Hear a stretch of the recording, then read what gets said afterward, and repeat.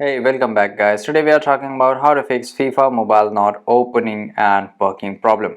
Why do you want to know how to fix FIFA Mobile not opening and working problem? Because you're facing the same problem, right? So today I will show you how you can fix FIFA Mobile app not working properly.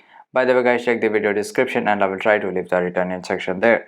So the very first thing we have to do, we have to just go to the Play Store app here, and on this search bar we will type FIFA Mobile and just hit the enter, and in the in the option of play, if you get the option of update, then update the app right now. After that you have to just click and hold, then just go to the app info, and here you will get this option that is called storage usage. Then clear the cache and you can clear the data.